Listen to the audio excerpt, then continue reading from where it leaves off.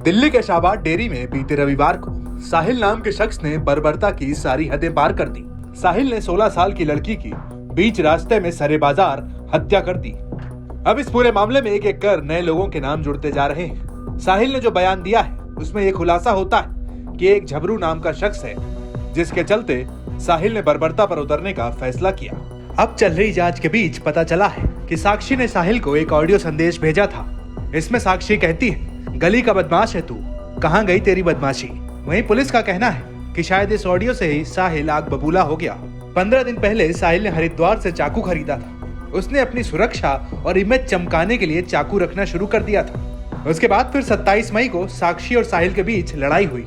साक्षी ने इसके बाद ये बात अपनी दोस्त भावना और अपने दोस्त झबरू को बताई।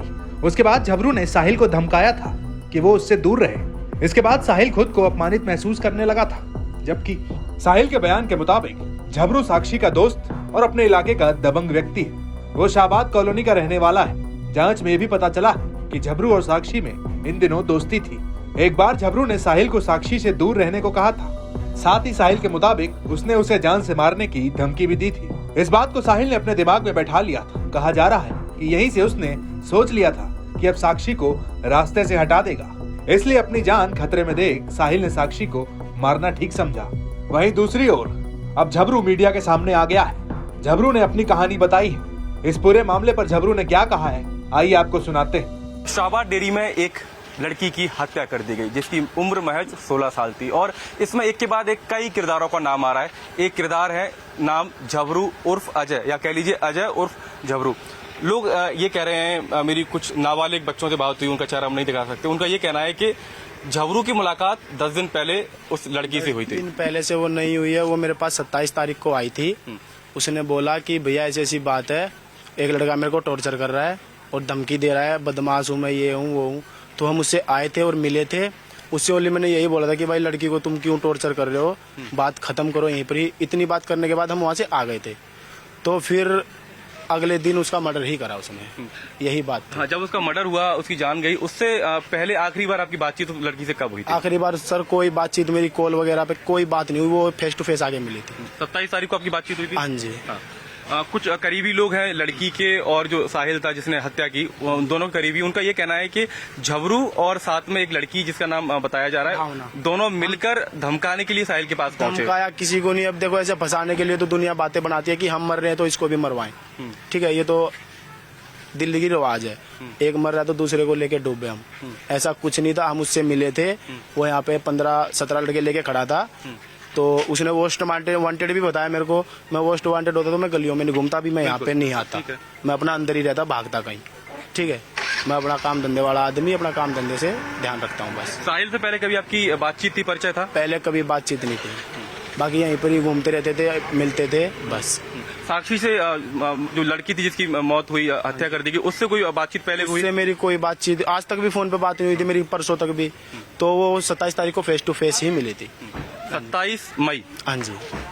तो फिर उसके बाद 28 तारीख को उसका मर्डर ही कर दिया उन्होंने। अब कैसे किया कैसे नहीं किया, अब ये तो देखो क्या जाने। अच्छा, जब लड़की आपके पास आई तो बहुत घबराई हुई थी, क्या उसका हाव भाव कैसे थे? क्योंकि आपकी उससे मुलाकात हुई है। बैठी हुई थी मेरे पास, आके बैठी थी। तो उसने मेरे को पूरा एकदम आराम से बैठ के रिलैक्स होके बताया था कि भैया ऐसी ऐसी बात है और एक लड़का मेरे को टॉर्चर कर रहा है। मगर भाई कोई बात नहीं, चलो कोई बात नहीं, चलते हैं। तो लड़का यहाँ पे खड़ा था तो हम आए थे। हम 3 ही आए थे। अगर जो हम मारने धमकाने उसको आते तो मैं भी उसकी तरह गैंग लेके आता। ठीक है, वो दोनों लड़की थी मेरे साथ और मैं था बस। और जो लड़की आपसे मिलने पहुंची, वो किसी के थ्रू आपसे मिलने पहुंची या क्या, उसका परिचय आपसे कैसे हुआ? भावना और वो लड़की आई थी। भावना मृतका को आपके पास लेकर पहुंची थी? हाँ, भावना मेरे साथ की लड़की है। ये बात पूरी तरीके से गलत है कि आपने और भावना ने मिलकर एक दिन पहले साहिल के ऊपर कट्टा ताना, कोई बंदूक उसको धमकाने की कोशिश करी? कट्टा बंदूक होती तो सर ये बताओ ना, मैं यहाँ होता क्या? अब उसके पास चाकू था तो उसने चाकू उस लड़की को मार दिया। मेरे पास कट्टा बंदूक होती तो मैं भी मार सकता था उसको वहीं। ये तो बात है, धमकाता क्यों मैं? और धमकाया तो सर है भी नहीं, उसको कोई बात ही नहीं हुई ऐसी कुछ। ये सब तो साहिल ने क्यों मारा?